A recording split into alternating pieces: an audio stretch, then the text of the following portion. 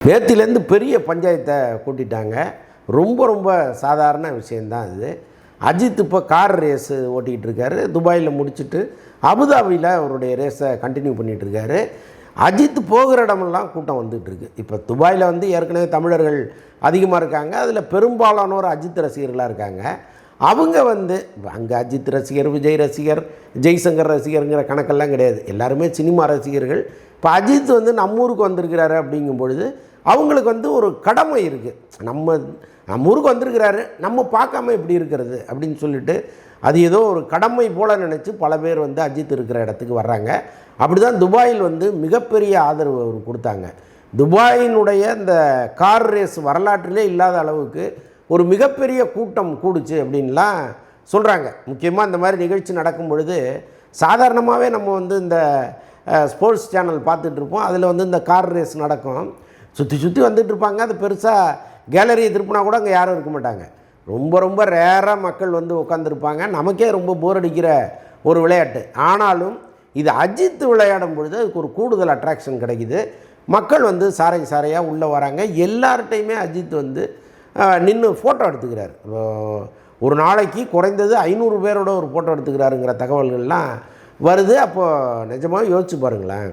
இப்போ நம்மளை மாதிரி ஒரு சாதாரண ஆளை ஒரு நாளைக்கு ஒரே வேலையை திரும்ப செய்யுங்கன்னா கோபம் வரும். பட் அவர் வந்து ஒரு கடுமையான பயிற்சி எடுக்கிறார். அவருடைய பேட்டியை பார்த்தா தெரியும். அடுத்த 10வது நிமிஷம் என்ன நடக்கும்னு எனக்கே தெரியாதுன்னு சொல்கிறார். உலகத்தில் மிகப்பெரிய வார்த்தை அது. யாருக்குமே அடுத்த 10வது நிமிஷம் என்ன நடக்குன்னு தெரியாதுங்கிறது வேறு. ஆனால் வாலண்டரியாக ஒரு விளையாட்டில், ஒரு ஆபத்தான விளையாட்டில் ஈடுபடுகிற ஒருத்தர் வந்து அப்படி ஒரு வார்த்தையை சொல்வதுங்கிறது ரொம்ப அழுத்தமான வார்த்தை அது. இது அவருடைய அப்பா அம்மா கேட்கும்பொழுது எப்படி இருக்கும், அவருடைய மனைவி கேட்கும்போது எப்படி இருக்கும், ரொம்ப அது மனதை உழுக்குகிற ஒரு வார்த்தை அது. அந்த வார்த்தையை தினந்தோறும் அனுபவிக்கிற ஒரு மனுஷன் அவர். அவ்வளவு டென்ஷனை மண்டையில் வச்சுக்கிட்டு நமக்காக ரசிகர்கள் நிற்கிறாங்களே, நம்ம ஃபோட்டோ எடுத்துருவோம் அப்படின்னா அவங்களோடு நின்று ஃபோட்டோ எடுக்கிறாரு அப்படின்னா நிஜமாகவே வந்து நான் பலமுறை அவரை விமர்சிச்சிருக்கேன். இந்த ஃபோட்டோ எடுப்பதற்கு பின்னால் வந்து நடக்கிற சில விஷயங்களை கூட நம்ம சொல்லியிருக்கோம். பட் அதில் சில தவறுகள் இருக்கும்போது அதையும் நம்ம ஒத்துக்கிட்டோம். ஸோ அப்படிப்பட்ட சூழ்நிலையில் அவருடைய மனநிலையிலிருந்து ஒரு விஷயத்தை நம்ம பார்க்க தவறிட்டோமோன்னு எனக்கு நேத்திலேருந்து நான் யோசிச்சுட்ருக்கேன். முக்கியமாக இப்போ அவர் வந்து அங்கே வந்த ரசிகர்களில் ஒரு சிலர் விரும்பத்தகாத சில விஷயங்களை செய்யும்போது அவர் கோபப்படுறார். ரொம்ப உங்கள் பிஹேவியர் இப்படி இருக்கே அப்படின்னா அவர் வருத்தப்படுறாரு. அதை ரொம்ப அவருக்கே உரிய அந்த கோபத்தோடு அவர் வெளிப்படுத்துகிறார். உடனடியாக பார்த்திங்கன்னா சோசியல் மீடியாவில் அவரே பயங்கரமாக திட்ட ஆரம்பிச்சிட்டாங்க. எங்களுடைய உழைப்பெல்லாம் நீ சுரண்டிட்ட, எங்களுடைய உழைப்பெல்லாம் சுரண்டி நீ வளர்ந்து இவ்வளோ பெரிய ஆளாகி இன்றைக்கி எங்களே திட்டுறியா அப்படின்லாம் பயங்கரமாக கமெண்ட் போடுறாங்க. எனக்கு ரொம்ப ஆச்சரியமாக இருந்துச்சு. அதான் அஜித்துக்கு ஒன்றுன்னா அஜித்தே அடிப்போம்னு சொன்ன கூட்டம் அது. தலைக்கு ஒன்றுன்னா நாங்கள் தலையவே அடிப்போம்னு ரொம்ப அதை வந்து கேட்குறதுக்கு வேடிக்கையாக இருந்தால் கூட அதை ஏதோ ஒரு ஸ்லோகன் மாதிரி அவங்க சொல்லிகிட்டு இருந்ததெல்லாம் நம்ம பார்த்துருக்கோம். ஆனால் இன்றைக்கி அவர் ஒரு சரியான விஷயத்தை சொல்லும் பொழுது இவ்வளவு பெரிய எதிர்ப்பை காட்ட வேண்டிய அவசியம் என்னங்கிறது எனக்கு இந்த நிமிஷம் வரைக்கும் புரியல. நல்லது தானே சொல்கிறார் அவர். ஆரம்பத்துலேருந்து நீங்கள் பார்த்தீங்கன்னா என்னுடைய ரசிகர்கள் இப்படி இருக்கணும், அவங்களுக்குன்னு ஒரு டிக்னிட்டி இருக்குது, அவங்க வந்து இப்படி இருக்கணும், குடும்பத்தை பார்க்கணும் அப்படின்னு நிறையா குடும்பத்தை பார்த்துங்க, அதுதான் ரொம்ப முக்கியம் அப்படின்னு பல நடிகர்கள் இங்கே ஏதோ செய்யுள் மாதிரி ஒப்பிச்சிட்டே இருப்பாங்க. அது வந்து உள் மனசுலேருந்து சொல்கிறாங்களான்னா கிடையாது. நீ முதல்ல என்னை பாரு, அப்புறம் குடும்பத்தை பாருங்கிறது தான் அதோடைய இன்னொரு வெர்ஷன். ஆனால் இவர் குடும்பத்தை பாரு, இல்லைன்னா மன்றத்தையே கலைச்சிடுவேன் அப்படின்னு சொல்லி கலைச்சவர். அப்போ இவர் சொல்வதற்கும் மற்றவர்கள் சொல்வதற்கும் நிறைய வித்தியாசம் இருக்குது. இதில் நிறைய உண்மை இருக்கிறதா நான் உணர்கிறேன்.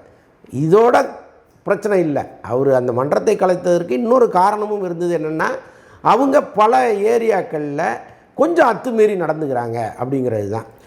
சில ஊர்களில் வந்து அப்போ தேர்தல் நடக்கும் பொழுது அஜித் விரும்பாத கட்சிகள்லாம் அவங்க போய் ஆதரவு தெரிவித்தாங்க. முக்கியமாக அஜித்தினுடைய படத்தை போட்டு அவங்க ஆதரவு தெரிவித்ததை அவரால் பொறுத்துக்கவே முடியல. ஸோ அதன் காரணமாகவும் அவர் மன்றத்தை கலைச்சார். இப்படி நிறைய காரணங்கள் இருந்துச்சு.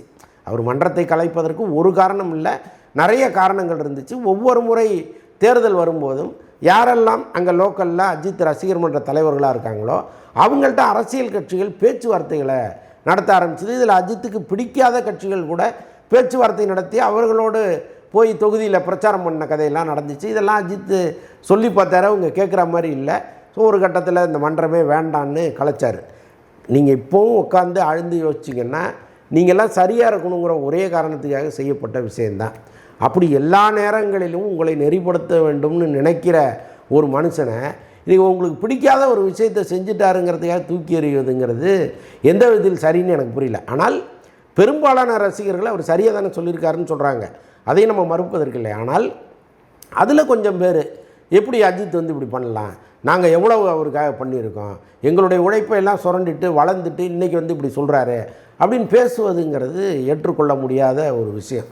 எல்லா ரசிகர்களும் தியேட்டருக்கு போகிறீங்க, டிக்கெட் வாங்குறீங்க, அந்த டிக்கெட் வாங்கினதுக்கு இணையாக அவங்க வந்து என்டர்டெயின் பண்ணிட்டாங்க உங்களை. அதோடு உங்களுக்கும் அவங்களுக்குமான கணக்கு நேர் செய்யப்பட்டது.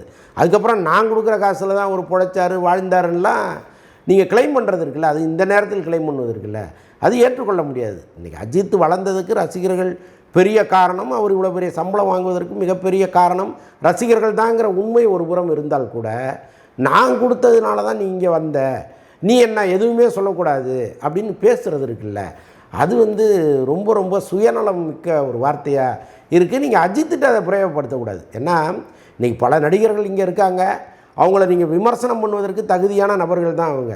ஆனால் அஜித்தை பொறுத்தளவுக்கு தான் உண்டு தன் வேலை உண்டுன்னு போயிடுறாரு அவர். ஒரு புறம் சினிமாவை அவர் நேசிக்கலைங்கிற வருத்தம் நமக்கும் இருக்குது.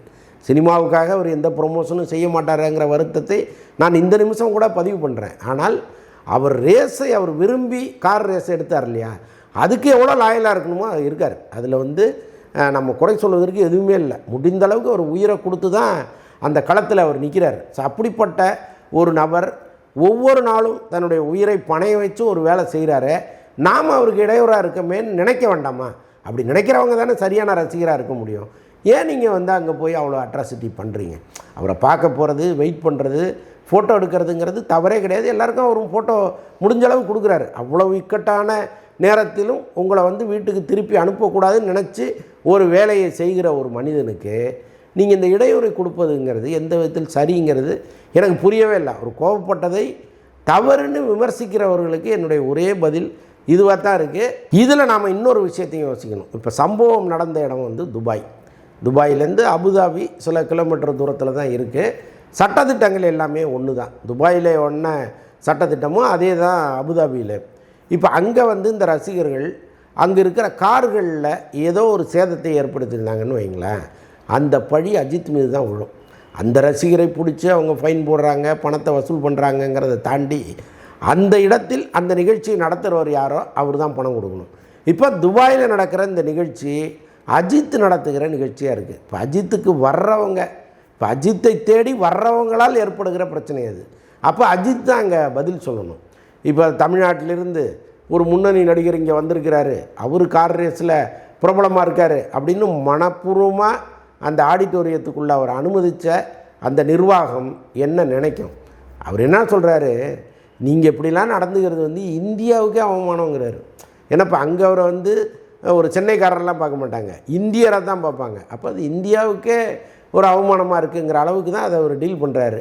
ஸோ அப்படி இருக்கும்போது ரசிகர்கள் இதற்கப்புறம் அவர் நிறைய ஊர்களுக்கு போக போகிறாரு, நிறைய ரேஸுகளில் கலந்துக்க போகிறாரு, எல்லா ஊர்களிலும் அஜித்துக்கு ரசிகர்கள் இருக்க போகிறாங்க. அங்கேயாவது அவர் நிம்மதியாக வண்டி ஓட்ட விடுங்க. இப்படியெல்லாம் டென்ஷனை கொடுத்தீங்கன்னா அவர் எப்படி அவர் இலக்கை நோக்கி பயணிக்க முடியும்? சினிமா ஒரு பக்கம் லெஃப்ட் ஹேண்டில் டீல் பண்ணால் கூட அந்த பக்கம் அவர் வந்து ரொம்ப ரொம்ப முழுமூச்சாக உயிருக்குயிராக அந்த ரேஸை அவர் நினைக்கிறாரு, நம்புகிறாரு. ஸோ அதுலேயாவது அவரை நிம்மதியாக இயங்க விடுங்க. அவரே என்ன சொல்கிறாரு, இது வந்து தியேட்டர் கிடையாது அப்படிங்கிறாரு. அப்போ அவர் வந்து சினிமாவை வந்து கொஞ்சம் அடுத்த கட்டத்தில் தான் வச்சு பார்க்குறாரு. அதை விட சற்று உயர்வாக தான் அவர் இந்த ரேஸை பார்க்குறாரு. ஸோ அப்படிப்பட்ட ஒருத்தரை அவர் நினைத்த ஒரு வாழ்க்கையை வாழ விடுங்க. அங்கே போயும் நீங்கள் வந்து அவருக்கு பிடிக்காத விஷயங்களை செய்யும் பொழுது அது அவ்வளோ சரியாக இல்லை. அதனால் அவரே சொல்லுவார், வாழ விடுன்னு.